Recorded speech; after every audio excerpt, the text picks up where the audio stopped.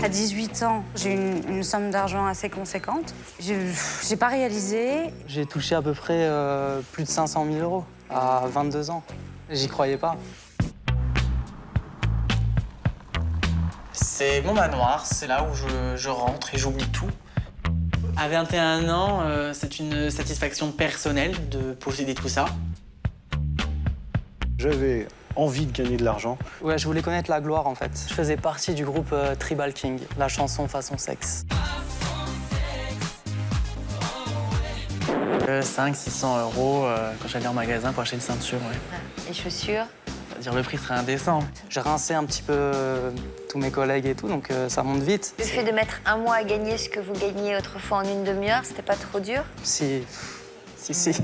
Il y a des gens qui peuvent être abîmés par ce genre d'expérience. Une de mes craintes, c'est d'avoir un fils à papa. Je viens de m'enrichir de 75 euros, c'est le prix d'une séance chez un psy, donc je suis très content aujourd'hui.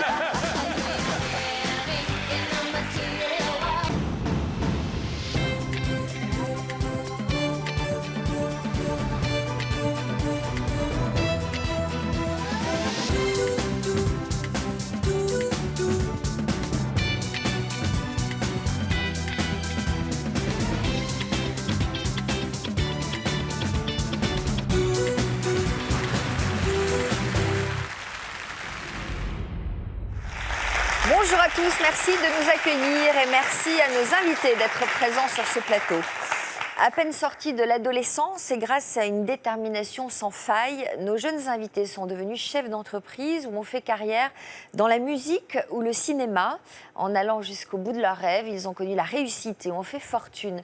Alors comment parvenir à garder la tête froide face à autant d'argent?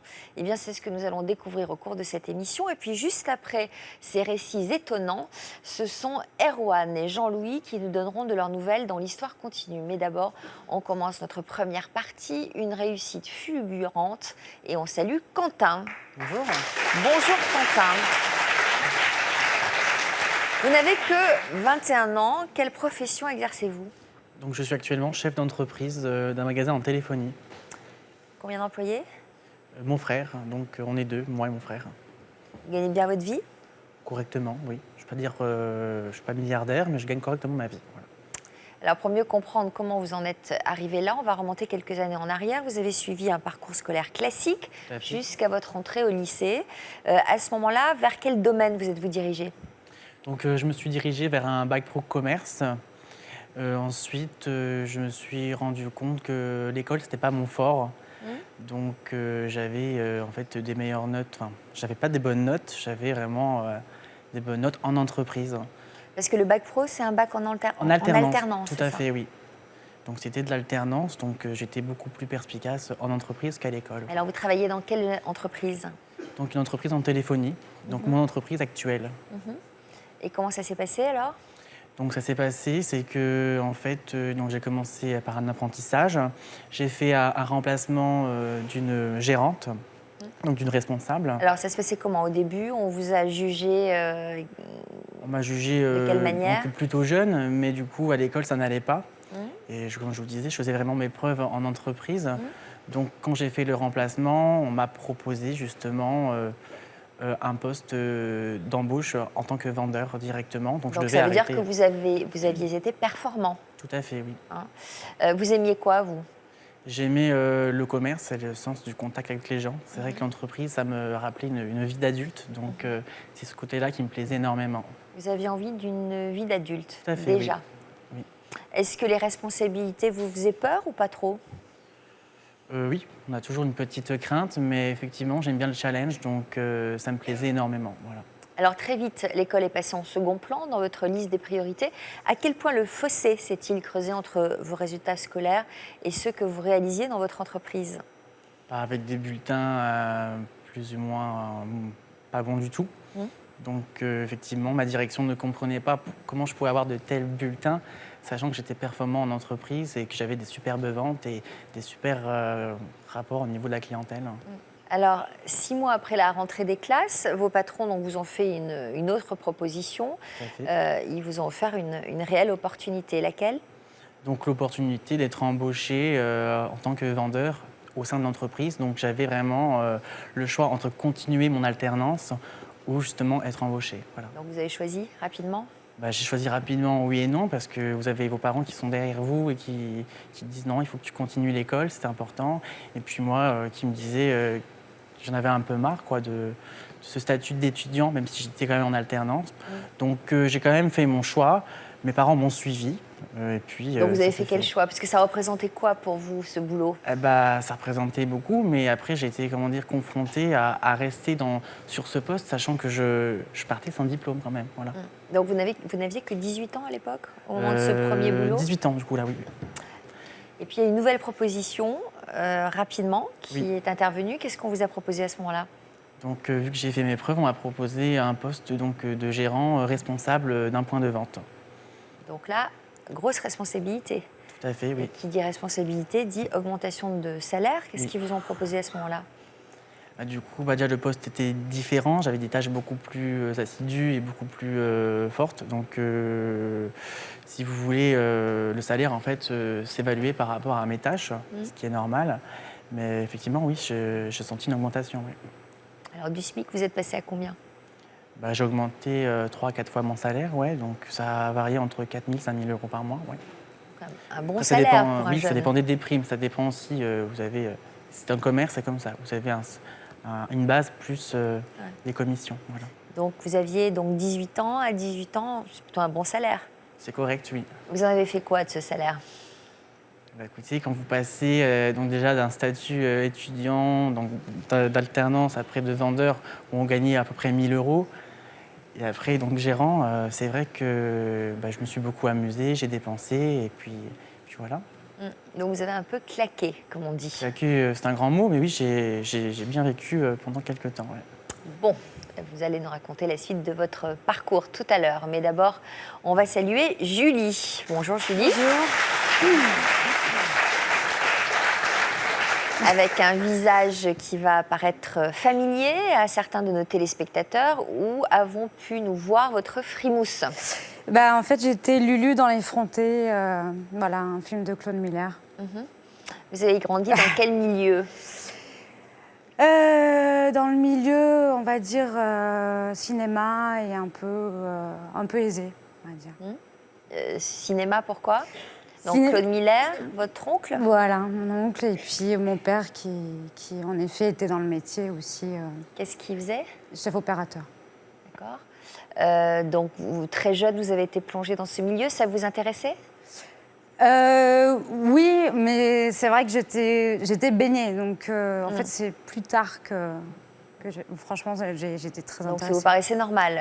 En fait, votre quotidien était certainement bien différent de Comme on celui dit, bobo bohème. des autres petites filles.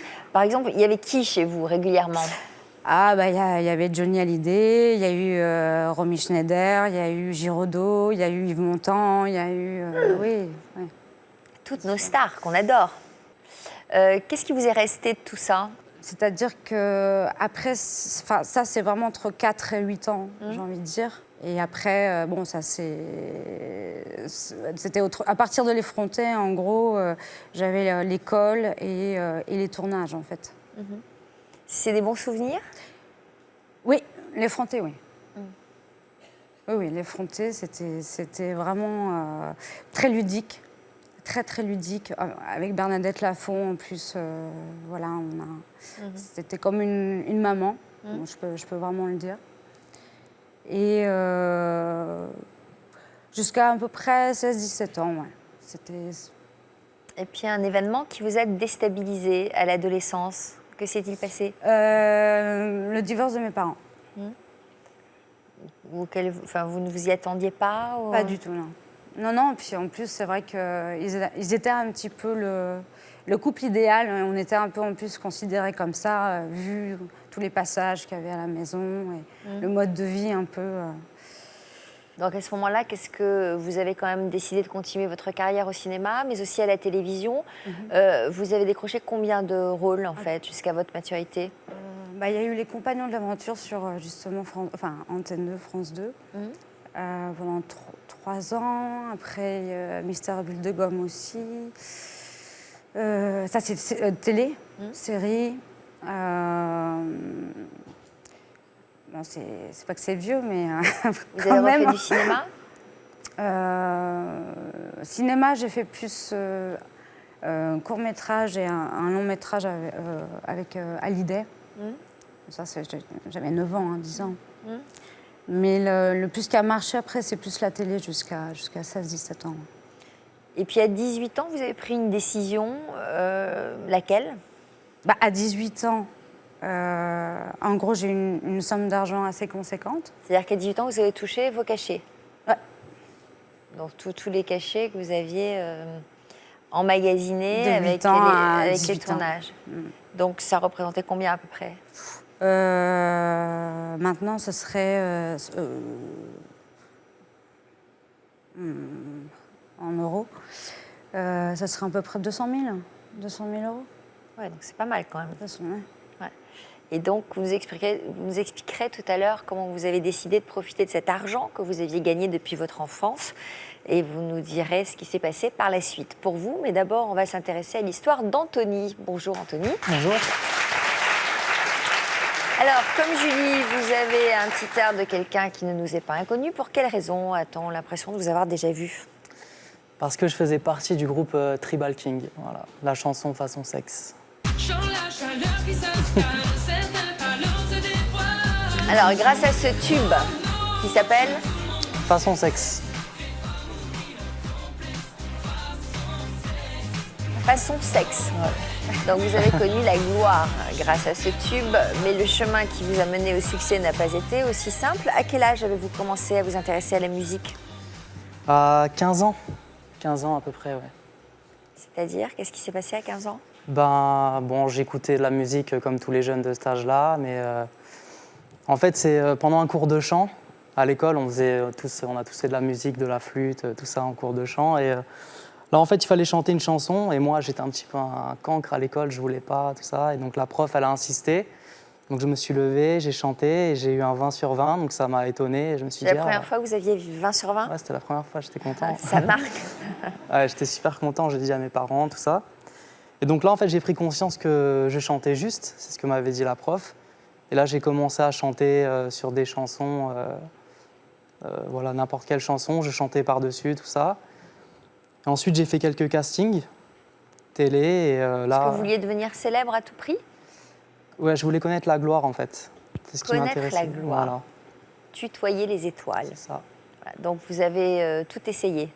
J'ai tout Pour y arriver. essayé, bon, pas tout quand même, mais dans la limite du raisonnable, on va dire. Mais voilà, les castings télé, la télé-réalité, tout ça. Et donc, au fur et à mesure des étapes, j'y arrivais de plus en plus, j'allais de plus en plus loin dans mes castings. Et donc là, ça devenait vraiment sérieux. Et ma passion, en plus. Alors en 2004, vous avez fait une rencontre qui allait s'avérer être assez déterminante dans la suite des événements. De qui s'agissait-il? Alors, il s'agissait de mon compère à l'époque, David, il s'appelle. Donc c'est avec lui que j'ai formé le duo Tribal King. Comment ça s'est passé la rencontre tous les deux? En fait, à l'époque, j'ai essayé de chanter aussi partout où je pouvais me produire sur une scène. Et là, j'ai chanté dans une sorte de café-bar. Et il y avait un autre groupe qui faisait la première partie. Donc j'ai écouté attentivement tout ça et je trouvais qu'il avait un véritable talent, même une voix de dingue. Et donc après mon concert à moi, je suis parti le voir. Et de là, on a eu un feeling et on a commencé à composer ensemble. Voilà. Voilà, et puis la chance a fini par vous sourire car vous avez enfin été repéré. Qui vous a donné votre chance? On se produisait donc partout après avec lui, dans des discothèques, dans des karaokés, partout où on pouvait chanter. Et là, on a rencontré le vigile d'une boîte de nuit qui nous a dit je connais un producteur, machin, peut-être il pourra vous signer. Et donc nous, on avait quelques réticences parce qu'on avait rencontré plein de gens qui nous avaient dit je vais te présenter un producteur, machin, tout ça. Et donc là, on l'a rencontré, ce producteur en question, et c'est lui qui nous a lancés.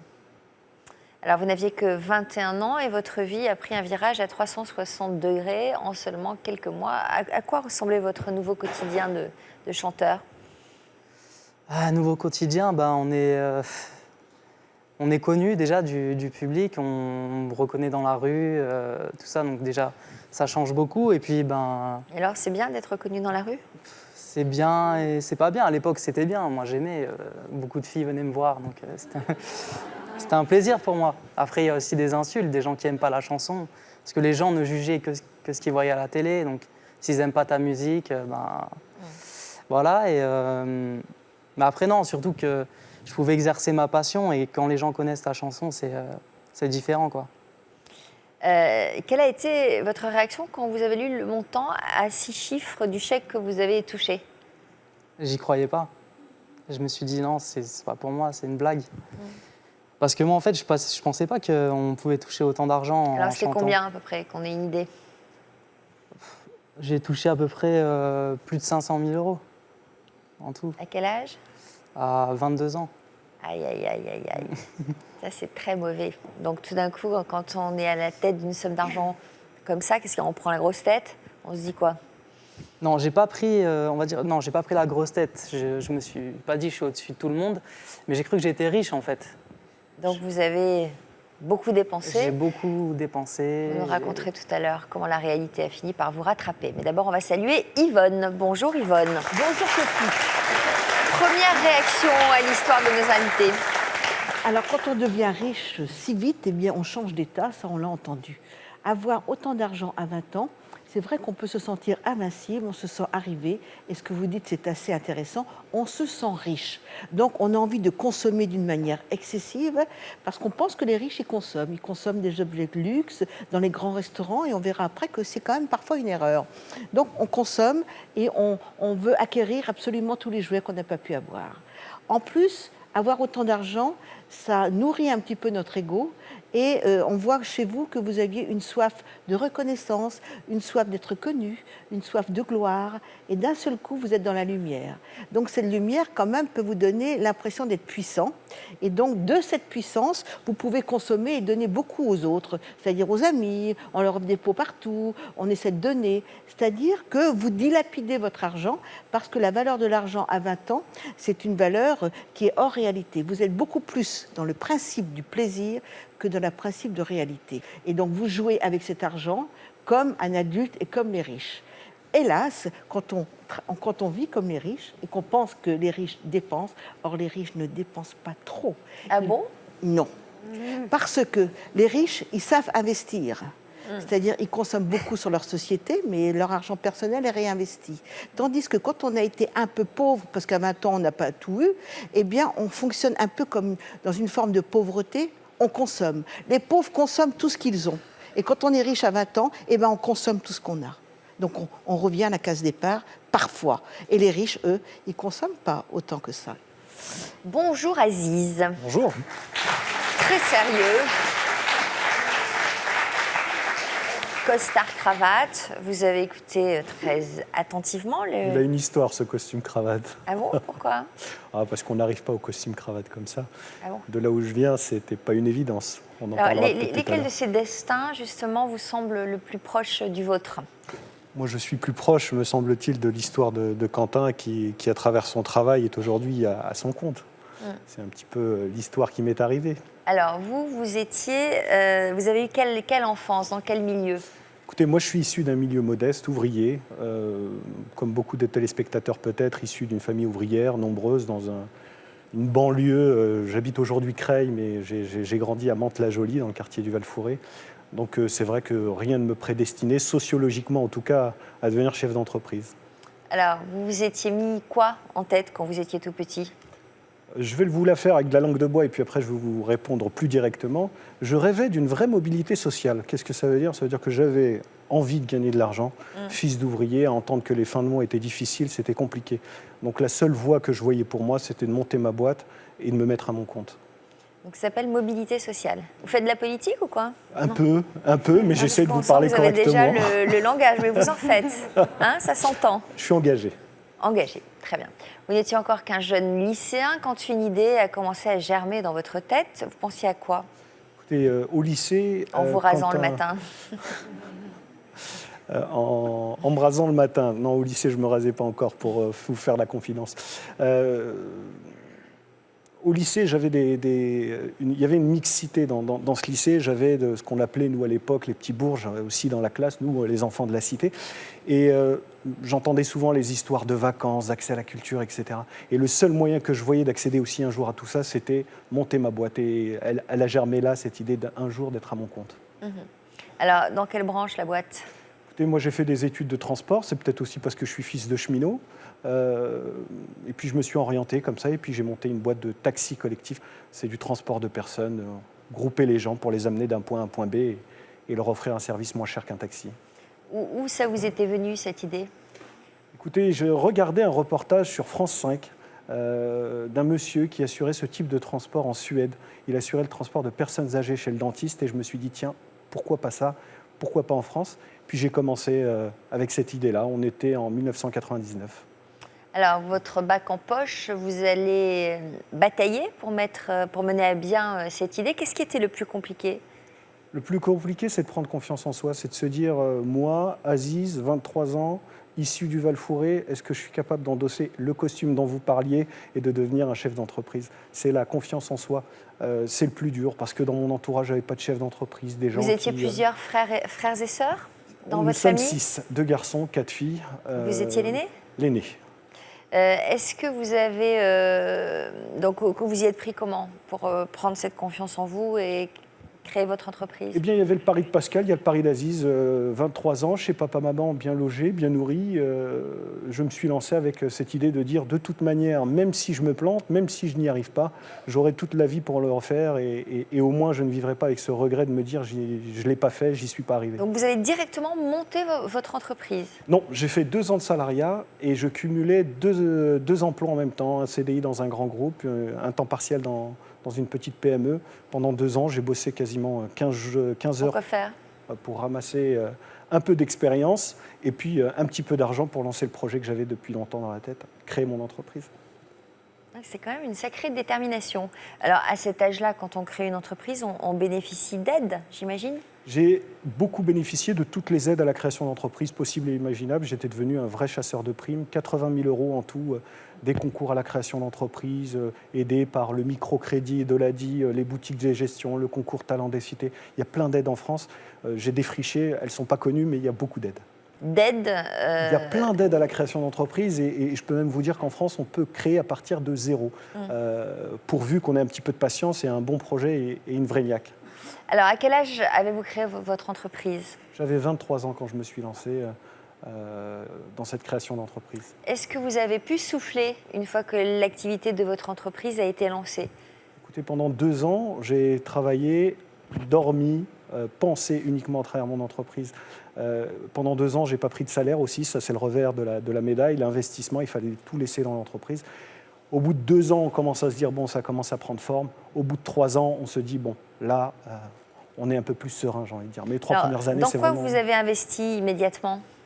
Moi, les premiers gains, je les ai mis dans une maison. Vous savez, quand vous habitez dans un HLM, c'est bête, mais le rêve, c'est d'avoir une maison avec un bout de jardin, avec un endroit où on met le barbecue. Voilà. Eh bien, j'ai accédé à ce rêve avec mes premiers deniers. C'était mon premier investissement. Mais la tentation du luxe et de la dépense vous ont rattrapé. Nous en parlerons un petit peu plus tard dans l'émission. Et puis, vous nous direz comment vous avez aujourd'hui fait de votre réussite un exemple pour beaucoup de jeunes. Vous nous disiez tout à l'heure que vous étiez engagé sur le plan politique. On en parlera tout à l'heure. Mais d'abord, regardons quelques appels à témoins. Soyez attentifs, c'est peut-être votre histoire. À tout de suite. Comme nos invités, vous pouvez nous raconter votre histoire. Votre vie a totalement changé depuis que l'on vous a greffé l'organe d'une autre personne. Depuis votre transplantation, vous avez l'impression de ressentir de toutes nouvelles émotions. L'un de vos proches vous a sauvé grâce à un don d'organes et depuis, votre relation a été transformée. Depuis que vous avez reçu l'organe d'une autre personne, vous faites tout pour connaître son identité. Vous êtes dans l'attente d'une greffe et vous vous demandez à quoi ressemblera votre vie après l'opération. Pour nous raconter votre histoire, contactez notre équipe au 0820 16 30 15 ou connectez-vous sur le site de France 2, rubrique Toute une histoire. Quand nous l'avions rencontré en 2009, Erwan souffrait de graves problèmes cardiaques. J'avais plus le droit de faire l'amour à ma femme, j'avais plus le droit de porter mon fils, j'avais plus le droit de faire les courses, j'avais plus le droit de travailler, j'avais plus le droit de rien. Moi, j'étais une larve sur mon canapé. Tout à l'heure, dans l'histoire continue, il nous donnera des nouvelles de sa santé. Quant à Jean-Louis, il le reconnaissait lui-même, il avait un sale caractère. Si je réponds au téléphone, on me dit « mais vous êtes en colère ». Salut Jean-Louis. S'est-il adouci depuis l'émission? Ses proches nous diront ce qu'ils en pensent dans l'histoire continue. Comme nos invités, vous pouvez nous raconter votre histoire. À plus de 50 ans, vous venez d'être infidèle pour la première fois, alors que vous pensiez que cela ne vous arriverait jamais. Mariée depuis de longues années, vous venez de tomber amoureuse pour la première fois d'une autre personne à plus de 50 ans et vous hésitez à vous lancer dans une liaison. Après avoir vécu votre première relation extra-conjugale sur le tard, vous avez décidé de divorcer après des dizaines d'années de vie commune. À plus de 50 ans, votre conjoint vous a été infidèle pour la première fois. Vous lui avez pardonné ou hésité à le faire. Après avoir été marié et fidèle pendant 20 ou 30 ans, vous avez pris la décision avec votre conjoint de vous autoriser quelques infidélités.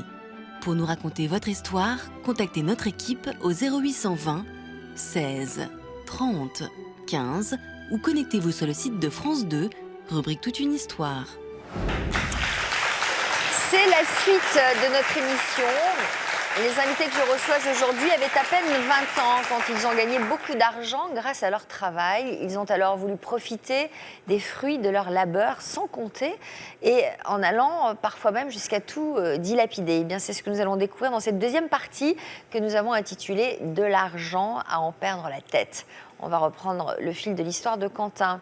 À seulement 19 ans, vous êtes devenu gérant du magasin dans lequel vous étiez employé et votre salaire a été multiplié par 6. Quel cadeau vous êtes-vous fait avec cette augmentation? Je me suis acheté une voiture de sport. Décapotable?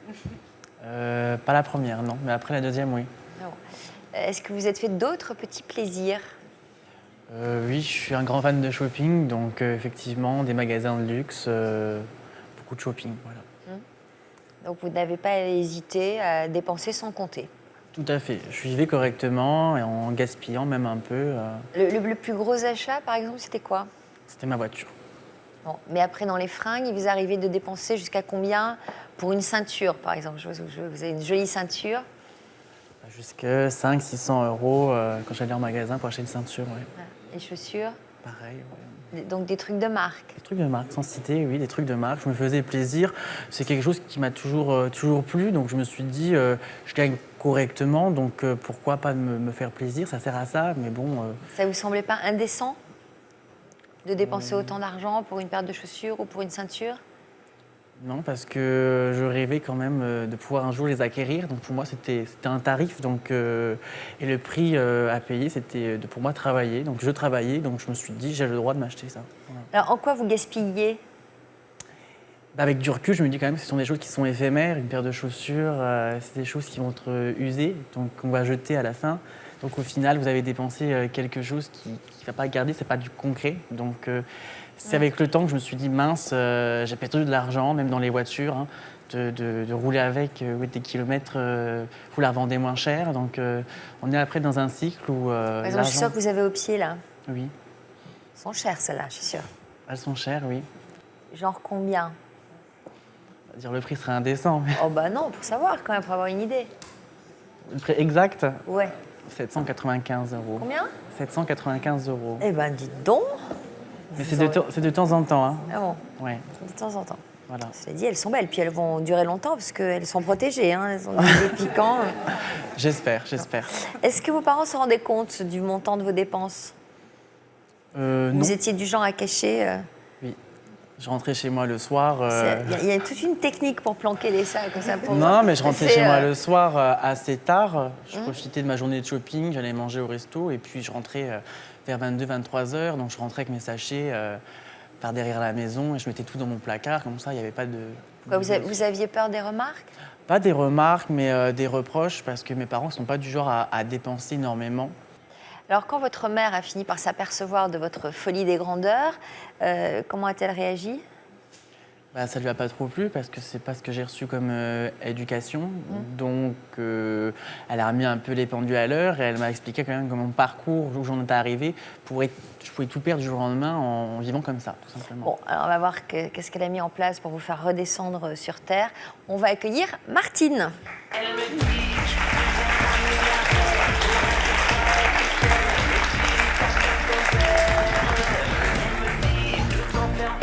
Bonjour.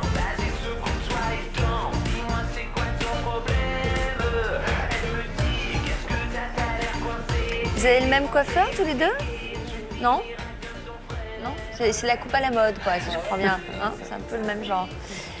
Bonjour Martine. Bonjour. Alors, votre fils a un parcours hors du commun pour son âge. J'imagine que vous en êtes fière.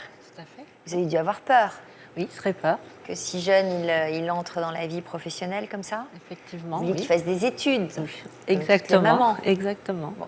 À quel moment avez-vous commencé à vous inquiéter vraiment de l'état de ses comptes, quand vous vous êtes rendu compte qu'il dépensait peut-être un peu trop? Quand j'ai vu tout ce qui est ramené à la maison, les objets de marque, les vêtements de marque, je me suis dit, c'est pas possible, il peut pas acheter tout ça en gérant pour lui-même, quoi. Est-ce que vous faisiez des cadeaux à votre maman, des cadeaux de marque, des jolies choses? Non. Même pas. Même pas. Même non, pas. Tout personnellement. Ça, c'est pas très diplomatique. Vous auriez pu peut-être Ah, mais je me apaiser la rattrapais sur situation. autre chose. Donc, Bon. Mais non, je me faisais plaisir d'abord pour moi-même. Voilà. D'accord. Comment vous avez réagi pour stopper cette folie dépensière? Premièrement, je me suis fait peur à moi-même et après, il fallait à tout prix que je lui fasse peur.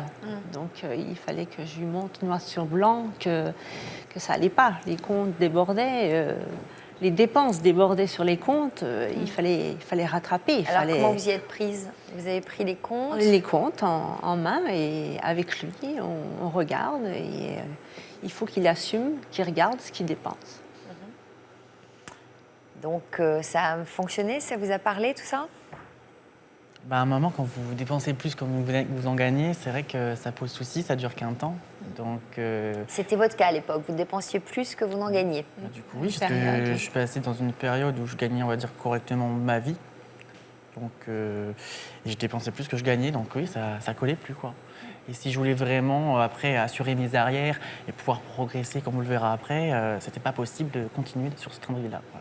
Alors, un an après votre promotion, votre détermination a fini par payer une nouvelle fois et on vous a fait une autre proposition en 2011. Qu'est-ce qu'on vous a proposé? Donc, on m'a proposé de reprendre le magasin dont j'étais gérant. Voilà. Donc, De reprendre, c'est-à-dire de le racheter? De le racheter, oui, totalement. Donc, de devenir votre propre patron. Mon propre chef, oui. Vous avez accepté? Vous avez saisi cette opportunité? J'ai accepté, mais du coup, il y a eu une grosse remise en question parce qu'on ne peut pas gérer une entreprise et être immature sur des dépenses. Donc, ça a été un moment quand même de réflexion pendant quelques mois. J'en ai parlé avec mes parents et puis je me suis dit, c'est quand même dommage de ne pas pouvoir accéder à un titre, de récupérer ce magasin parce que, effectivement, je néglige certains points alors que j'avais les capacités de tenir un magasin. Voilà. Donc le choix a été fait et radicalement, je me suis dit stop, les grosses dépenses excessives tous les jours, c'est plus possible. Donc, vous avez pris quelqu'un pour gérer votre entreprise et pour équilibrer les dépenses. Avec qui vous avez travaillé? Comment ça? Qui est-ce qui a tenu les comptes? Ah, de c'est votre maman, entreprise? pardon, oui. C'est moi. Donc là, au moins, vous étiez sûr que les comptes Ah allaient du être coup, oui, voilà. solides et De A à bien Z, tenus. oui. Alors, du haut de vos 21 ans, vous êtes aujourd'hui à la tête d'une entreprise florissante et d'une petite fortune pour votre jeune âge. Une réussite dont vous avez décidé de faire profiter toute votre famille. Mais vos vieux démons ne sont jamais bien loin. C'est ce que nous allons découvrir dans le reportage que nous vous avons consacré. Jeune, beau et riche, cela se passe à Pondé-en-Barrois dans la Meuse.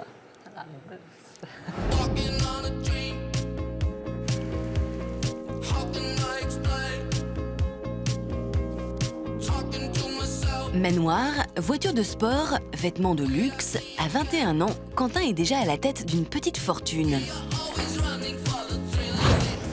Donc là, c'est la pièce principale, c'est le cœur de la maison. C'est dans cet endroit-là que j'ai eu le coup de cœur. Et c'est vrai que pour moi, c'est un peu un conte de fées. Ça fait vraiment un esprit château. C'est mon manoir, c'est là où je rentre et j'oublie tout. Là, on peut voir des clichés, un de l'époque et un qui est beaucoup plus actuel, que j'ai pris moi-même, parce qu'avec ma famille, on fait de l'avion. Donc on a survolé la maison. Mais l'endroit favori de Quentin, il est ici. Donc voici un endroit que j'aime beaucoup. L'été, je vous laisse bien imaginer que j'aime recevoir mes amis, ma famille et faire des grandes soirées. Voilà. C'est une satisfaction personnelle de posséder tout ça. Alors comment ce jeune homme, à peine sorti de l'adolescence, peut-il déjà être à la tête d'une telle fortune? À 19 ans, sans le bac, Quentin quitte le lycée. Il se fait embaucher dans un magasin de téléphonie mobile. Sa patronne de l'époque, la voici. Ça a été Quentin à Verdun? C'était parfait. Bonne journée samedi. Bonne journée. Des bons chiffres. C'est elle qui détecte tout de suite chez le jeune homme des talents de chef d'entreprise. Comme elle a plusieurs boutiques, elle décide de lui en vendre une. Quentin, quand il est arrivé, il avait 17 ans et il était complètement différent des autres. Et tout de suite, on a vu qu'il y avait quelque chose à faire avec Quentin. On lui a proposé de prendre la responsabilité du magasin de Verdun alors qu'il était encore apprenti. Ce qui me faisait peur, c'était déjà de travailler tout seul, sans salarié. Puis c'était un nouveau challenge, un nouveau départ. J'avais du coup des gens qui étaient derrière moi et qui me soutenaient, qui me disaient « Quentin, vas-y, lance-toi, tu as fait tes preuves, pourquoi ça ne fonctionnerait plus ?» Et ça va marcher. Quentin prend les rênes du magasin et en quelques mois, il va augmenter sensiblement le chiffre d'affaires de la boutique. Aujourd'hui, Quentin travaille en famille. Salut Nico. Salut. Un peu de monde? Ça va. Son salarié, c'est Nicolas, son frère jumeau. J'ai vu qu'il y avait des trous là-haut. Tu brancheras un peu les katas. Oui. Il faut que tu m'en mettes le téléphone ici. Ça fait 3-4 mois que je travaille avec mon frère. Donc voilà, ça fait plaisir de travailler avec lui parce que avant j'étais au chômage. Donc dès qu'il m'a proposé de travailler avec lui, j'ai pas hésité, j'ai sauté sur l'opportunité. Salut maman. Bonjour Quentin. Tu vas Quant bien? à sa comptable, c'est sa mère, Martine. Qu'est-ce que tu fais? Je suis en train de regarder les comptes. L'accès, prépayé, d'accord, ok. J'essaye de gérer les comptes pour voir s'il ne dérape pas, parce qu'il a 21 ans, et à 21 ans, c'est pas facile de tenir une entreprise. Je ressens qu'il a des difficultés et qu'il faut que je l'appuie et que je reste derrière. Car s'il est un très bon commercial, côté finance, en revanche, Quentin a plus de mal. À 21 ans, il n'a pas encore totalement la notion de l'argent. Ce qui m'a alarmée au début, c'est qu'il faisait des grosses dépenses, donc tout de suite, ça m'a affolée. J'ai pris panique, j'ai dit il faut que je le soutienne, il n'y a pas de souci. Fin de la journée, retour à la maison. Au manoir, Quentin et Martine sont encore ensemble.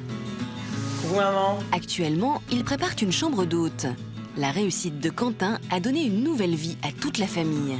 Et on a reçu des échantillons pour les futurs doubles rideaux. Alors je vais te montrer ce que t'en penses.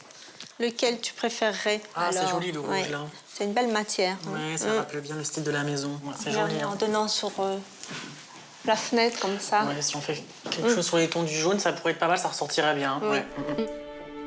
Je suis très contente d'avoir démarré cette activité.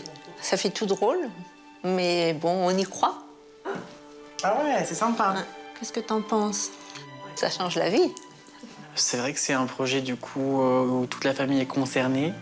Et puis ça me fait plaisir de la voir s'épanouir dans un beau lieu et puis dans un projet concret.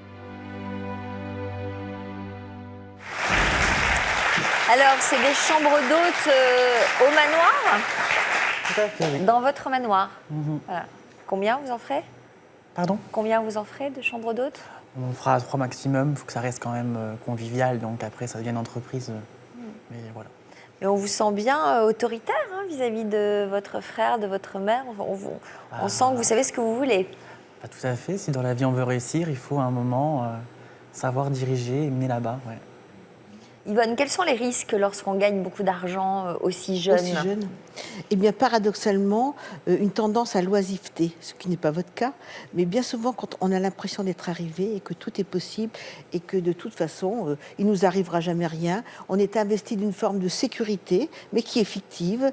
Et comme tous ceux qui jouent, par exemple, qui gagnent au loto, il y a une période d'adaptation qui est difficile et on peut déprimer parce qu'on a perdu ses repères et ses valeurs familiales. On ne peut continuer à grimper que si on a des projets, si on a des retours aux valeurs familiales, c'est-à-dire le retour à la réalité, revenir sur Terre, ne pas avoir la folie des grandeurs. Mais je pense aussi, le risque est moindre quand on arrive à transmettre, comme vous semblez faire, Aziz. Et si on ne transmet pas, quelque part, l'argent n'a pas de valeur. Je veux dire, l'argent, c'est comme une énergie. Il faut pouvoir l'investir, le partager et l'utiliser, mais à bon escient. Et pas dans des valeurs qui soient des valeurs où tout brille. Tout ce qui brille n'est pas d'or. Hein. Et sinon, on tombe dans le mythe du veau d'or où on investit l'argent. C'est l'idolâtrie de l'argent. Et ça, quand on idolâtre l'argent, on le perd bien souvent. Julie, à votre majorité, vous avez eu accès à votre compte en banque et vous avez pu toucher l'intégralité de l'argent gagné grâce à vos rôles de comédienne. Vous avez alors décidé de mettre votre carrière entre parenthèses pour mener la belle vie. Vous êtes partie à l'étranger. À quoi ressemblait votre quotidien là-bas ? Je suis partie en fait à Barcelone. Et là-bas, en fait, tout de suite, j'ai rencontré des gens qui en fait... vous ont détourné du droit chemin. Oui, je suis tombée sur des gens qui... C'est-à-dire, vous avez fait la fête ? Oui, je me suis fait embarquer pas mal par du monde, par des jeunes, Et quoi, ils ont profité de vous, de votre argent ? Oui, absolument. Ouais, c'est-à-dire qu'ils vous ont incité à sortir, à claquer, absolument. Peut-être vers des choses un peu illicites. Non, heureusement, j'ai échappé à ça. Ouais. Et comment vous expliquez ça alors ? Vous aviez l'impression d'exister, de vivre, de mordre la vie à pleines dents ? Avec l'argent ? Mais j'offrais beaucoup aussi. Hein. J'offrais beaucoup. Je suis partie après, effectivement, pas mal en voyage aussi.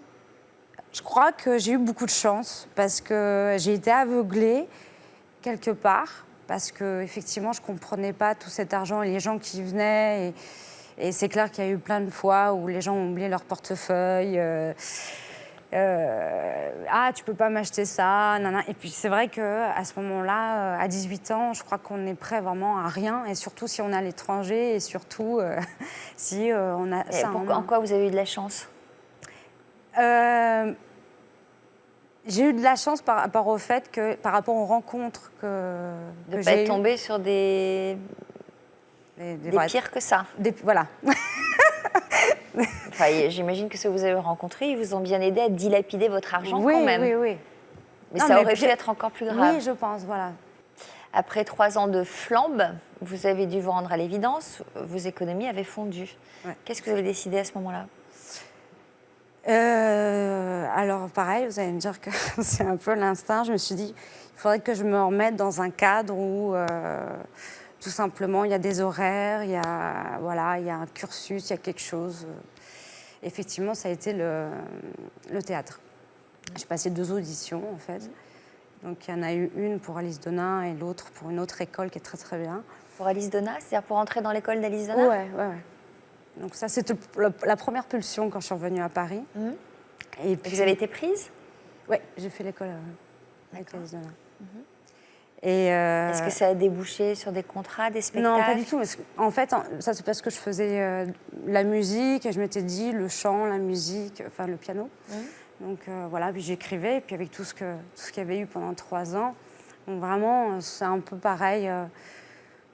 à voir, est-ce que cette école va faire que ça me cadre, et le théâtre pendant 3 ans. Donc il y avait 2 écoles.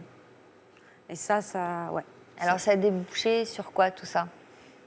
Ça a débouché par rapport à quoi ? Ça a débouché sur des boulots, sur des emplois de comédienne ? Comédienne, pas vraiment. Après, ça a été plus derrière, en fait, parce que ça m'intéressait énormément derrière. C'est-à-dire la mise en scène ? Mise en scène, script, voilà. Enfin, après, j'ai fait des stages pas mal. Et jusqu'à ce que, en fait, je comprenne que c'est un métier que j'aime énormément et que c'est de la réalisation, en fait, qui me plaît énormément. Alors, aujourd'hui, vous avez 36 ans. Oui. Pour quelle raison avez-vous répondu à notre appel à témoins ? Parce que je pense que, en fait, faut énormément de protection. Il faut être bien entouré quand il y a une somme comme ça, monumentale, qui arrive. Moi, je fais partie des gens, je crois, qui ont été chanceux, parce que ça a pris après aussi la valeur de l'argent, que justement, il y a une certaine conscience par rapport à l'argent, que après, il faut le gagner aussi, enfin, plein de valeurs que moi, je n'avais pas à 18 ans. Et qu'effectivement, ça peut aller loin. Je pense qu'il y a des gens qui peuvent être abîmés par ce genre d'expérience. Il vous reste un peu d'argent aujourd'hui? Vous avez tout dépensé? Ah oui. De l'époque? Ah oui. Si c'était à refaire, vous feriez quoi? Si c'était à refaire? Ouais. C'est pas parce qu'à côté de ça, je suis tellement contente aussi de tout ce que ça m'a appris. Ouais. Par rapport aux gens un peu malveillants, par rapport à plein de choses qu'on ne voit pas forcément. J'imagine que vous gardez de bons souvenirs de ces années-là. Voilà, tout à fait. Et le fait aussi que j'ai appris 3 langues, je suis partie en Angleterre longtemps, je suis partie en Italie longtemps, donc plutôt autodidacte. Peut-être que tout ça, ça va nourrir votre créativité, non? Si vous voulez faire de la réalisation. Ouais, c'est ce que je me dis en fait.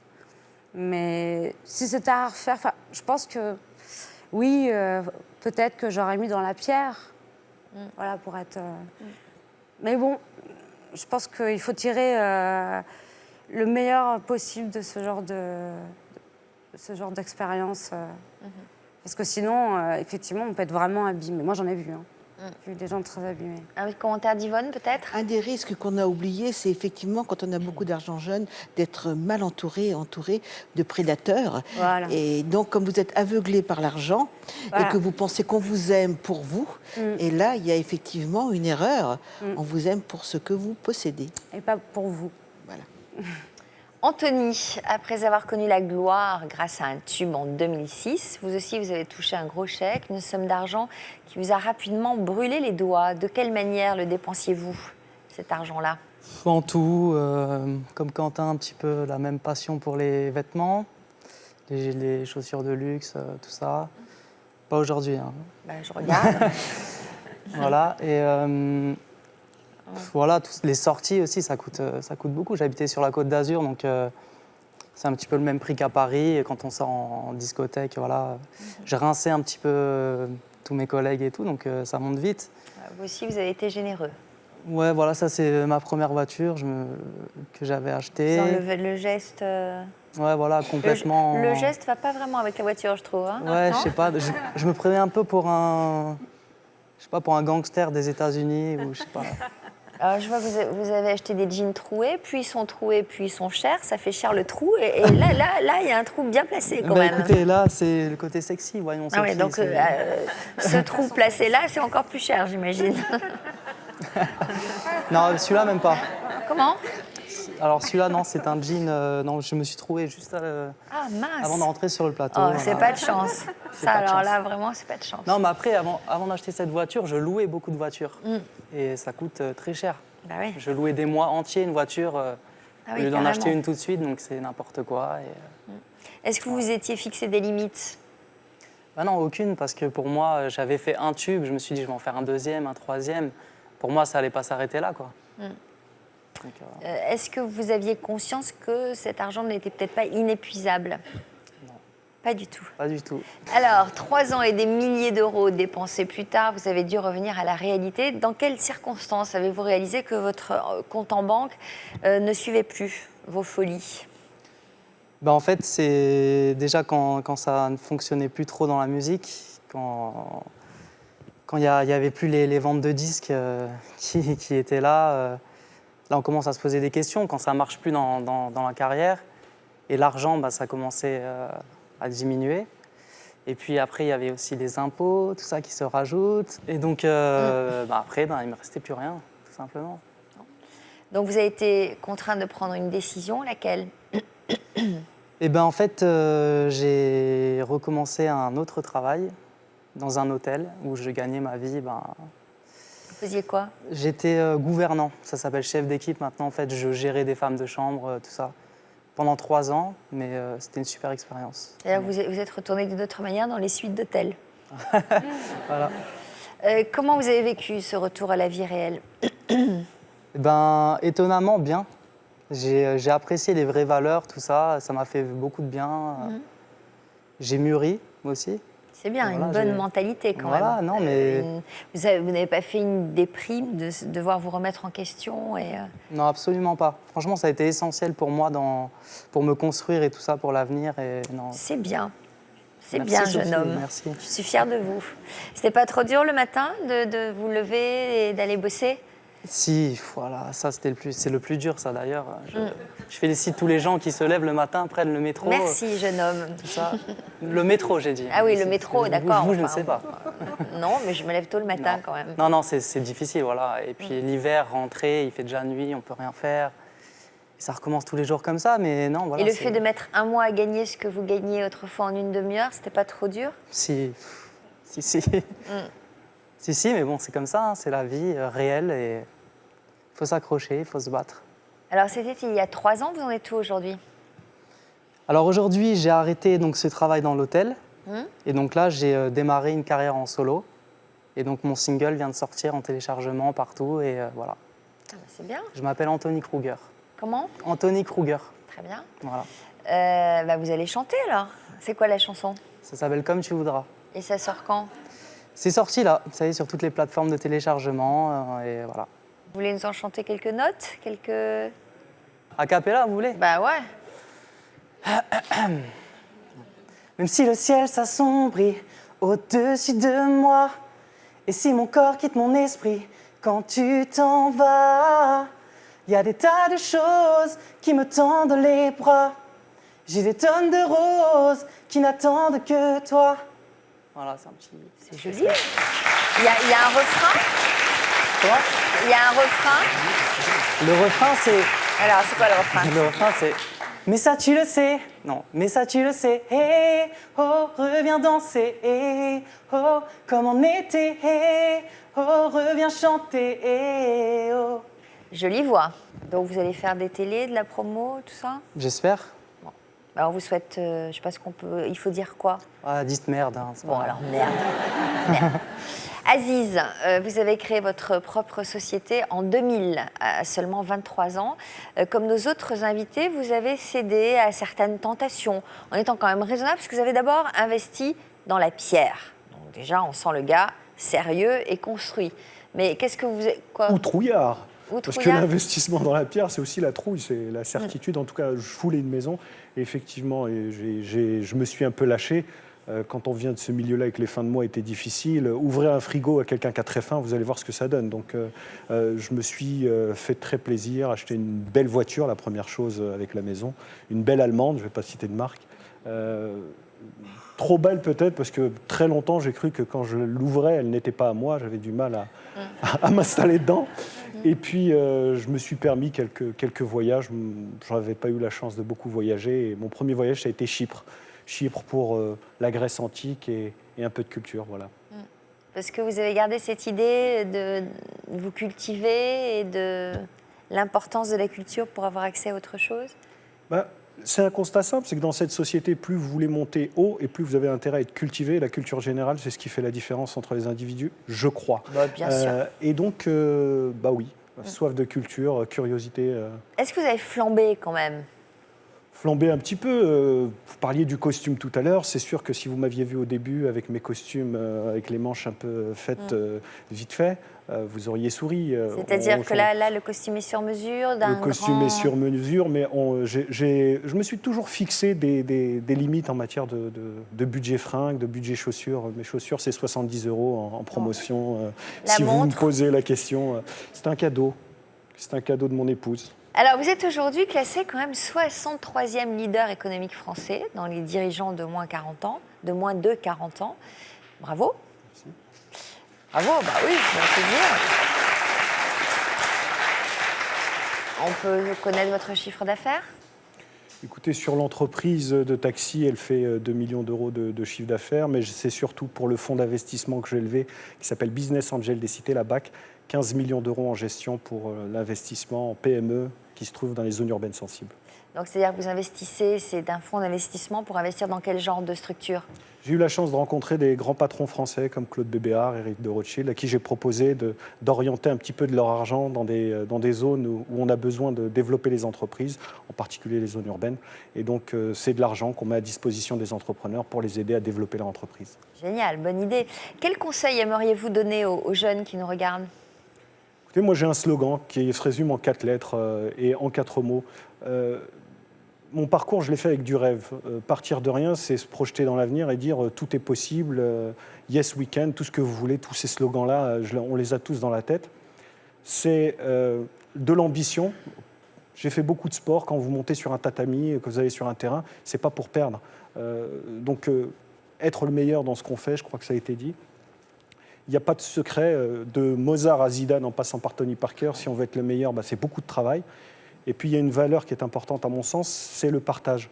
Je crois qu'on ne verra jamais un coffre-fort suivre un corbillard. Donc, la valeur du partage. Donc, pour un Parisien, RATP, rêve, ambition, travail, partage. Voilà. On reste dans le monde du transport. Dans le transport. Voilà. Vous n'êtes pas au Havre, là? Il y a un forum de l'économie positive. Vous ne participez pas en tant que jeune chef d'entreprise?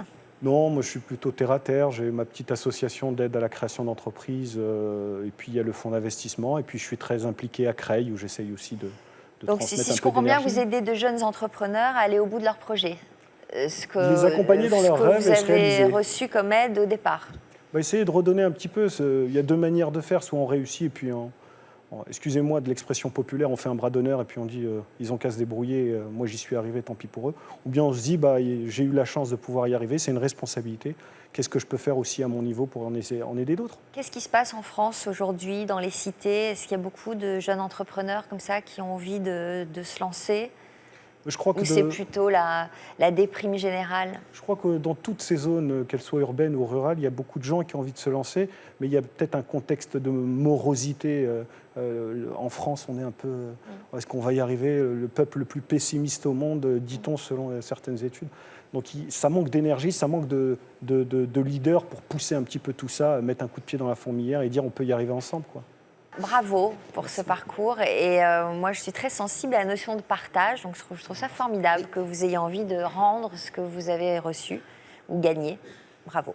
Nous espérons vous recevoir bientôt les uns et les autres de l'autre côté du plateau. J'espère que votre votre chanson deviendra un tube, un disque d'or, pourquoi pas. Vous en ferez quoi, tiens, de votre argent si vous gagnez beaucoup d'argent à nouveau? Je vais partager. Investissez. Non, bien sûr, je vais acheter un appartement Très bien. tout de suite. Bon, merci en tout cas d'être venu nous voir. Je propose aujourd'hui, dans l'Histoire continue, de revenir sur le parcours de 2 hommes particulièrement sensibles qui avaient ressenti le besoin de partager leurs expériences et leurs émotions. C'est avec un grand plaisir donc je vous reçois à nouveau sur ce plateau, Erwan et Jean-Louis. Merci d'être là tous les deux pour ce nouveau numéro de l'Histoire continue. Alors, on va commencer avec vous, Erwan. Nous avions fait votre connaissance le 6 mai 2010. Vous étiez venu sur le thème « Leur couple surmontera-t-il cette épreuve ?» Jean-Luc Delarue, vous avez reçu alors que vous étiez malade. Vous souffriez de quoi? Je souffrais d'une cardiomyopathie dilatée sévère, c'est-à-dire une maladie du muscle cardiaque qui fait que le ventricule gauche ne pompe plus correctement et n'oxygène plus le corps de façon normale. Alors, au moment de votre venue sur notre plateau, vous étiez dans quel état psychologique? J'étais assez mal parce que j'avais en permanence sur moi cette épée de Damoclès, cette mort qui me suivait parce que je prenais des médicaments et j'avais la mort subite qui était là tout le temps, qui pouvait m'arriver à chaque instant. Et ça, c'était quelque chose que j'avais du mal à accepter. Vous aviez quel âge au moment où vous êtes venu sur notre plateau? Quand je suis venu sur le plateau, j'avais donc 46 ans. Donc très très jeune. Oui, puisque c'est une maladie qui m'est arrivée à 39 ans. Ah ouais. Alors, au moment de votre passage dans toute une histoire, vous viviez donc avec cette épée de Damoclès dont vous parlez au-dessus de la tête. En septembre 2012, votre état de santé s'est brusquement détérioré. Vous venez là de subir une opération. C'est à la Seine-sur-Mer que notre équipe est partie à votre rencontre, enfin à la rencontre du nouvel homme que vous êtes devenu.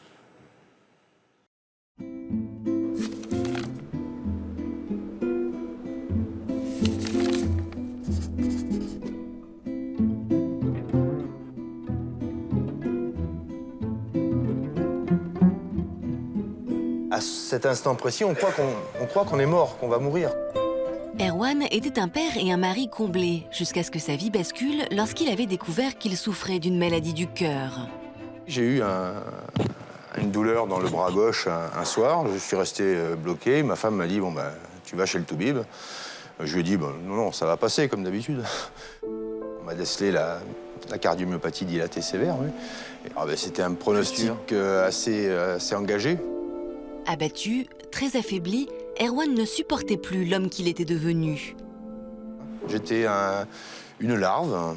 J'avais plus le droit de faire l'amour à ma femme. J'avais plus le droit de porter mon fils. J'avais plus le droit de faire les courses. J'avais plus le droit de travailler. J'avais plus le droit de rien. Moi, j'étais une larve sur mon canapé. Son couple n'avait alors pas survécu. Et son corps l'abandonnant, Erwan avait complètement baissé les bras.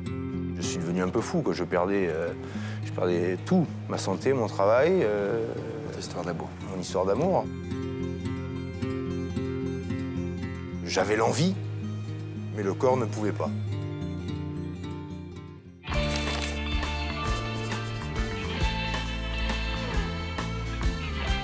Par la suite, l'état de santé d'Erwan s'est détérioré et il s'est isolé encore plus. Les matins que je me levais, j'étais fatigué et je m'allongeais. J'avais mal dans les muscles, j'avais du mal à respirer, j'étais essoufflé et je me sentais me dégrader. La maladie d'Erwan était inopérable lors de son passage sur notre plateau. Mais en voyant sa santé se fragiliser, les médecins ont changé d'avis. En mai 2013, j'ai rencontré le professeur à la Timone à Marseille et qui s'est rendu compte que là, on pourrait éventuellement me poser un défibrillateur 3 chambres. Donc, on a pris rendez-vous pour l'opération ensuite. Ce défibrillateur se compose d'électrodes implantées dans la poitrine d'Erwan et qui prennent le relais de son cœur défaillant. Un appareil dont Erwan était loin d'imaginer qu'il transformerait sa vie. Quand je me suis réveillé, déjà, d'une part, j'étais vivant, ce qui était un grand exploit pour moi, quelque part. Je me suis senti vraiment bien parce que toutes ces douleurs que j'avais dans les muscles, ces lourdeurs que j'avais aussi dans les mollets, cette tête gonflée que j'avais le matin, ce matin-là, plus rien.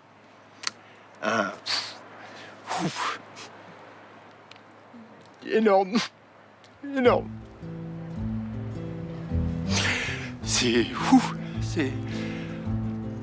voilà, la vie recommence à 50 ans, quoi. C'est une nouvelle vie. Erwan peut enfin se projeter dans l'avenir, s'imaginer une vie avec une nouvelle compagne et bien d'autres projets. J'ai 50 ans, voire même 17 ans. Se lever le matin, sauter du lit, avoir une pêche comme ça. Depuis mes 17 ans, j'ai pas ressenti ça. Non, ça c'est évident. La vie est belle. Il faut en profiter. Pour Claire, la confidente d'Erwan, et Chris, son ami, cette opération de la dernière chance a changé la vie d'Erwan.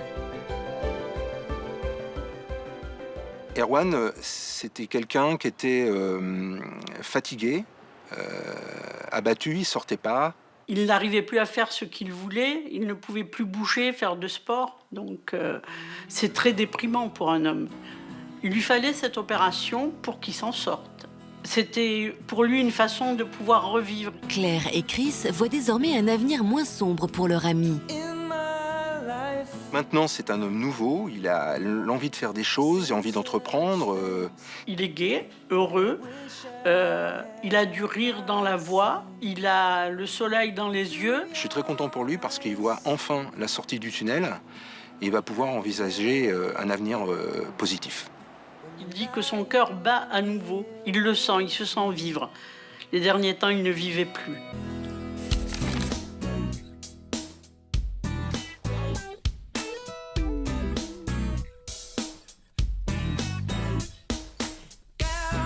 Avant de débuter la journée, Erwan a désormais un rituel, des médicaments pour compléter les bienfaits de son opération. Ces médicaments, associés à son défibrillateur, c'est le passeport d'Erwan pour sa nouvelle vie.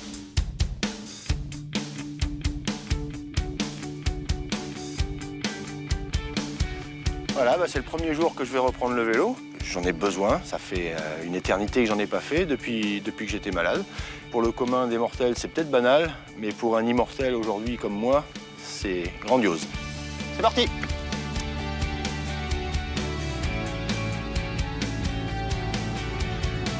Erwan redécouvre avec bonheur les sensations qu'il avait fini par oublier.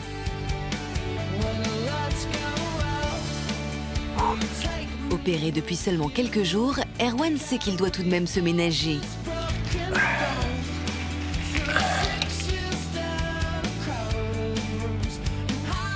Première étape pour Erwan, un moment avec sa sœur, Gwenaëlle. Ah, bah t'es à l'heure. Bah ouais. 11h, parfait. Ça va? Comme d'habitude. Ouais, Super bien. C'était pas une vie quand même, hein, ce que tu faisais. De vivre non. enfermé, à attendre que les choses se passent, Non, ça, être fatigué. Tout va repartir, quoi. Je vais reprendre la vie. Tu vas retrouver des sensations. Enfin, je pense que c'est ce que tu ressens. C'est pas que je vais, j'ai retrouvé Déjà, les sensations. Bon, allez, ma petite sœur. Allez, Je te ciao. fais un gros bisou et puis Ouais. à bientôt. Allez, Allez, ciao. Après son expédition à vélo, deuxième étape, Erwan a rendez-vous avec Chris, son ami, pour un duo musical. Ça va? Ouais, ça va, impeccable, regarde. La forme? Ouais, bah ouais. Pas trop mal? Ouais. Non, ça va. Au plus mal, Erwan avait écrit une chanson évoquant son désarroi. Aujourd'hui rétabli, c'est avec de nouveaux mots qu'il veut commencer sa nouvelle vie. Tu te souviens de cette chanson? Ouais, putain de vie, ouais. Putain de vie. Ouais. Ah, t'étais dans le trou, là? Là, j'étais dans le trou, ouais, effectivement. Eh ben, j'en ai fait une autre. Je crois que j'ai déjà le titre. C'est Cœur immortel. Rock'n'roll? Ouais. Et le refrain, tu le vois comment? 10 ans passés à regarder la vie. 10 ans passés, puis ce jour arrive. T'es sur la bonne voie, là? Ouais, ben je... Du trou, tu passes à la renaissance, ouais, voilà. Bah oui, tout est reparti. La vie est belle à nouveau. Je vois les choses en couleur. Une belle vie pour l'avenir et puis refonder pas une famille, mais avoir une petite copine, quoi. C'est tout le bien que je te souhaite. Maintenant, je reviens? Allez, je reviens.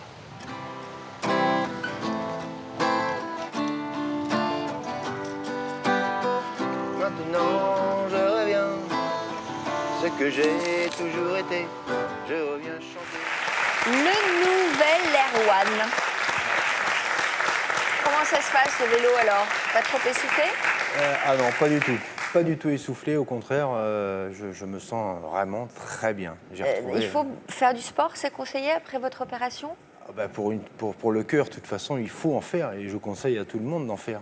On dit toujours qu'il faut faire au moins 30 minutes de marche par jour pour le cœur, mais on peut en faire un petit peu plus aussi. Moi, il faut que j'en fasse, oui, pour que je redonne à mon cœur cette envie de battre.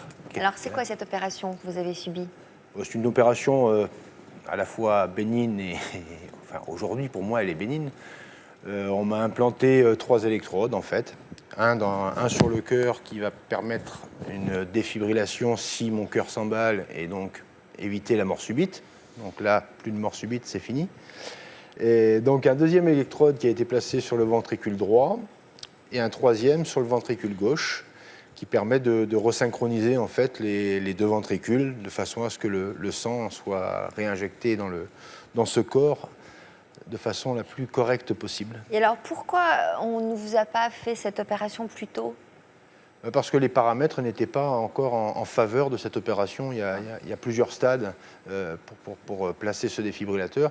Et si certains paramètres ne sont pas bons, ils considèrent que ça n'apporte pas grand-chose. D'accord. Donc là, quel impact a eu votre participation à toute une histoire sur votre entourage? L'entourage, ça m'a permis de leur montrer ce que j'étais à l'époque, parce que j'étais un peu dépressif dans cette période-là, et tout le monde ne comprenait pas parce que j'avais une façade. On montre toujours une façade aux gens, et moi je voulais pas montrer que j'étais mal en fait. Je disais toujours que j'étais un homme fort et comme je l'avais été auparavant. Et ça a permis aux gens quand même de mesurer votre sensibilité. Oh, la sensibilité, je crois qu'ils la connaissaient, mais de voir que derrière cet homme qui disait qu'il allait bien, eh ben, en fait, j'allais pas si bien que ça et que voilà, c'était un peu une psychothérapie aussi qui m'a fait. Pourquoi dites-vous avoir retrouvé le goût à la vie?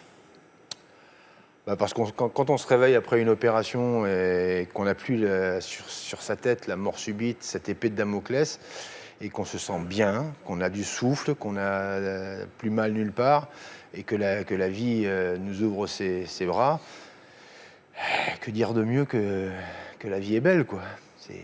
Sentimentalement? Sentimentalement, ça c'est une autre histoire. On en fera une autre. Si vous voulez, vous pouvez revenir, vous choisissez votre plateau, celui-là, ce que vous voulez. Pour l'instant, je vais finir celui-là et puis après, on verra pour celui-là. Voilà, sur un autre thème. Voilà. Pour l'instant, oui, c'est sentimentalement, c'est pour l'instant le calme plat. Mais bon. Alors, le thème, ça pourrait être, est-ce que les rencontres à la suite du courrier que nous recevons après la diffusion d'une émission produisent des effets durables? Vous reviendrez sur l'autre plateau pour nous raconter ça. Et je répondrai à tous les courriers. Bon, c'est pour ça que vous êtes revenu aujourd'hui? Tout à fait. Ah bon, pour recevoir du courrier? Oui, j'attends la vôtre d'ailleurs. La mienne, c'est-à-dire? Votre lettre. Bon. Donc, c'est quoi le message de votre présence, plus sérieusement? Alors là, c'est surtout de dire aux gens, puisque moi j'étais venu dans une période où j'étais pas bien, c'est de dire aux gens que même quand on est au fond du trou, quand plus rien ne va et qu'on n'est pas bien, il y a toujours un espoir et que la vie reprend le dessus et que on peut revivre. On peut revivre. Faire confiance à la vie. Complètement. Il est temps à présent de prendre des nouvelles de Jean-Louis. Bonjour Jean-Louis. Bonjour.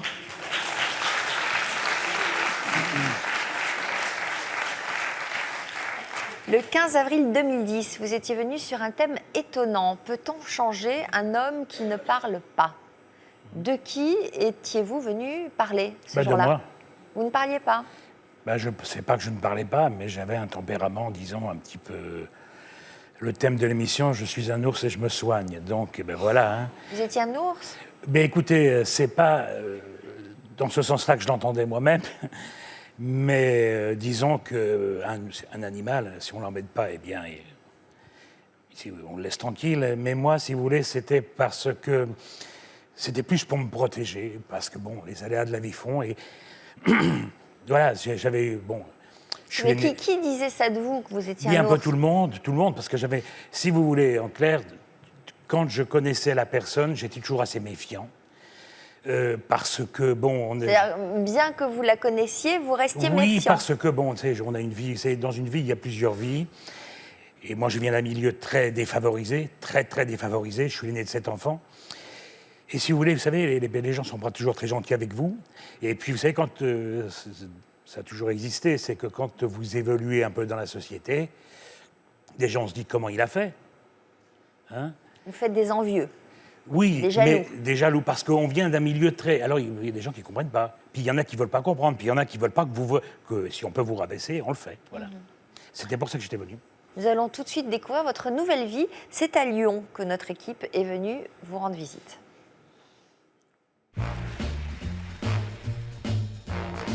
Un ours, moi, je ne conçois pas cette bête comme une bête méchante. Je suis désolé. Jean-Louis était venu sur notre plateau pour défendre ces hommes que l'on appelle les ours. Quand on dit quelqu'un est un ours, pour moi, c'est me protéger. C'est protéger ma famille, mes enfants. Parce que c'est la vie et les personnes ne viennent pas comme ça. Moi, j'ai 54 ans, on a un vécu. Très jeune, pour s'affirmer et se défendre, Jean-Louis s'était peu à peu forgé une armure. Mon père avait des copains, il lui a dit envoie tes enfants en vendange. Quand c'était le moment de se faire payer notre journée, il ne nous payait pas. Un jour, comme vous dites, là, je me suis comporté comme un ours à 10 ans. J'ai été le voir, je lui ai dit À 10 ans? À 10 ans, oui, je lui ai dit des choses méchantes. Devenu très méfiant, Jean-Louis avait conscience que son caractère pouvait effrayer les autres. Vous savez... Quand vous grognez, j'ai déjà une voix importante, c'est ce que disaient ces dames. Alors, c'est vrai que quelqu'un qui ne me connaît pas, si je réponds au téléphone, on me dit « mais vous êtes en colère ». Bon, je lui dis « non, je ne suis pas en colère, parce que si j'étais en colère et tout... » Et vous piquez des colères, parfois? Des grandes colères. Malgré tout, Jean-Louis voulait faire comprendre que sous cette carapace se cachait un homme sensible. Un ours, c'est pas méchant. Un ours, c'est gentil. Un ours, ça pleure, Jean-Luc. Un ours, ça pleure.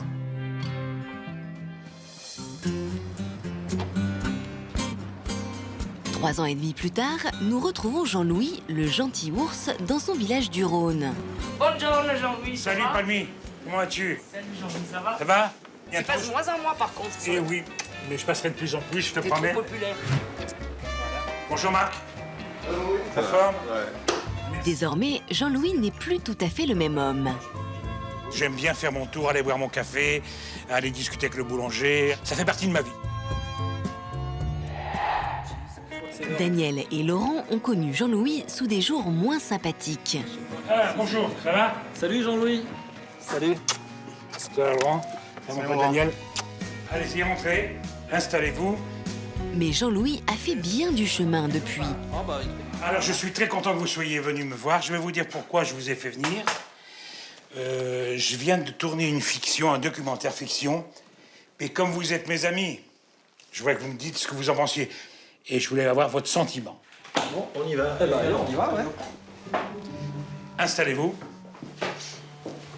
Et tu joues quel rôle? Je joue le rôle du furieux. Et je peux vous dire que les critiques du départ, tout le monde croyait que c'était mon propre rôle que je jouais. Vous êtes prêts? On y va. C'est en se voyant à la télévision que Jean-Louis a pris conscience que son comportement devait changer.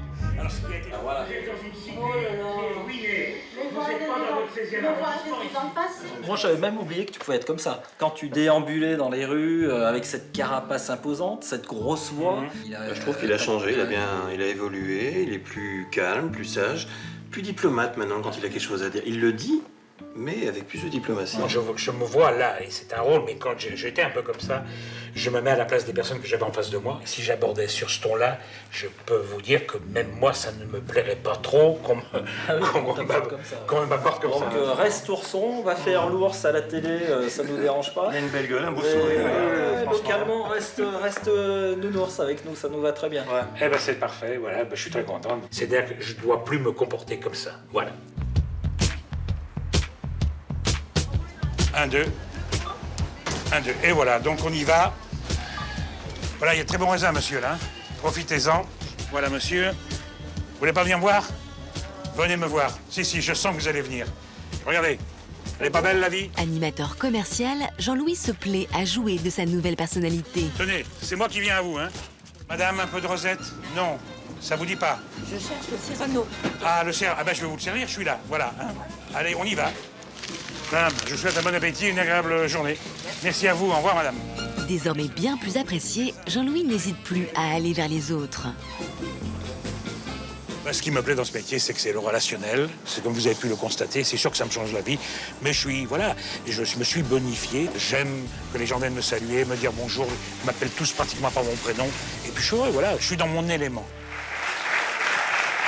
Jean-Louis, finalement, on fait le même boulot tous les deux. Oui, vous voyez, hier j'étais pour une grande enseigne à Dijon.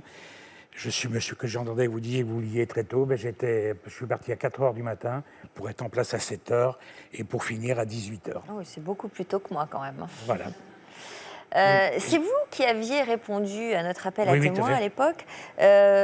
Pourquoi vous souhaitiez participer absolument à cette émission? Parce que c'est le terme ours, je vous dis, qui me... Bon, j'aime on a son tempérament, mais ce qui ne me plaisait pas, c'est que, je vous l'ai dit tout à l'heure déjà, c'est que c'est pour se protéger, vous savez... Vous veniez pour qu'on change d'avis sur, voilà. sur vous. Oui. Est-ce que, d'abord, vous gardez quel souvenir de votre passage? Eh bien, je vais vous dire, ma chère Sophie, d'avant, je garde un très très bon souvenir de Jean-Luc. Et je voulais vous dire, je vais vous le dire en public, quand j'ai su que c'était vous qui alliez présenter cette émission... Aïe, aïe, aïe, aïe, aïe, non, mais attention, je suis gentil, très fort. Gentil. Je vais être très, très gentil. Je vous trouvais un petit peu, je vous ai suivi dans diverses émissions. J'ai dit, tiens, cela joue un petit peu, Sophie. Ah et bon? puis, c'est ce que je pensais. Alors attendez, laissez-moi finir, vous allez comprendre. Et puis quand je vous ai vu, puis dans ma tête, je me suis dit, s'ils ont choisi Sophie d'avant, c'est que certainement. Et je vais vous faire un grand compliment et que je pense sincèrement... c'est malheureux. Quand on remplace quelqu'un, on ne remplace jamais. Mais vous animez cette émission à merveille. Et je suis convaincu que dans votre, dans votre travail, vous ne seriez pas présenté cette émission. Vous seriez passé à côté de quelque chose. Je vous le dis sincèrement. Merci.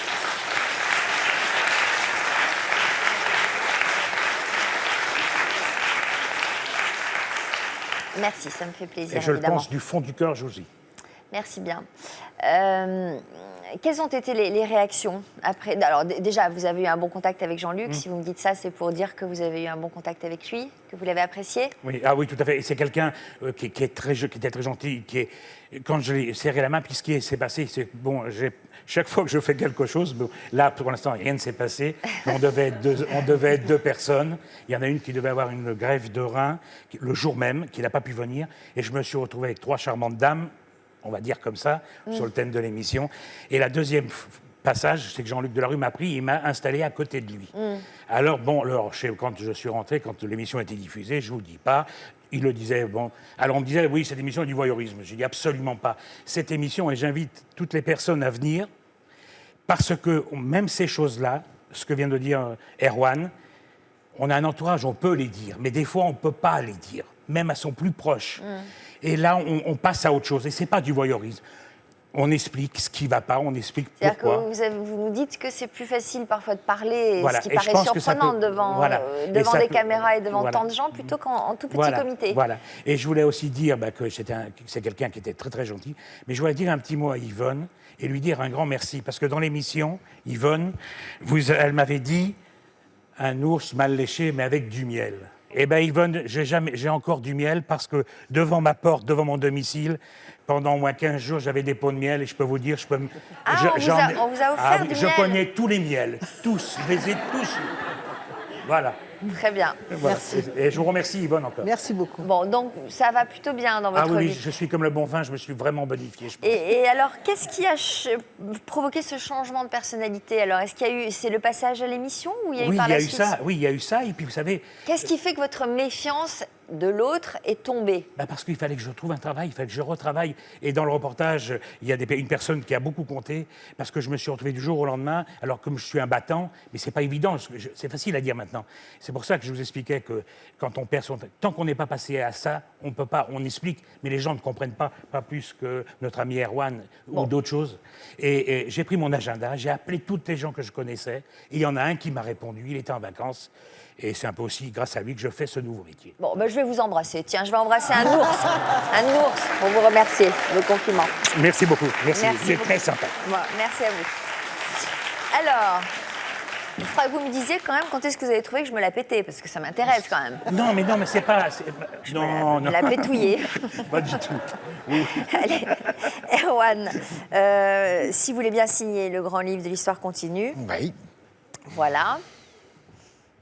Merci en tout cas d'être revenu nous voir. Merci à vous. Ça nous fait plaisir de voir à quel point la venue sur ce plateau peut produire des effets magnifiques. C'est ce qu'on voit avec vous tous les deux. Votre vie a changé. Merci d'être venu nous le raconter. Merci de votre confiance. Tout de suite, le sommaire de notre prochaine émission. Bon après-midi sur France 2. J'en tombe. Merci beaucoup. Bon après-midi.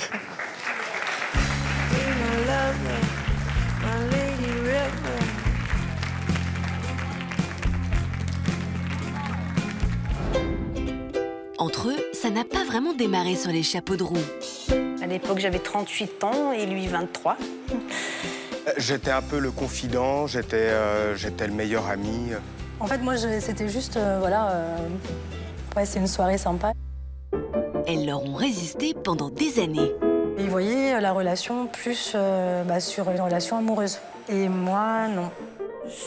Il m'a lancé quelques petites gentillesses. J'ai dit, oula. Dans ma tête, c'était pas possible que... Non. Jusqu'à ce qu'elles aient un coup de cœur à retardement. Ce qui devait arriver arriva. À quel moment les barrières sont vraiment tombées? Eh bien, nous avons eu un petit garçon. Ah oui, donc vous étiez quand même bien rapprochés avant. Bon, alors... Et vous étiez bien dans ses bras? Oh là là. Quoi? Oh là là.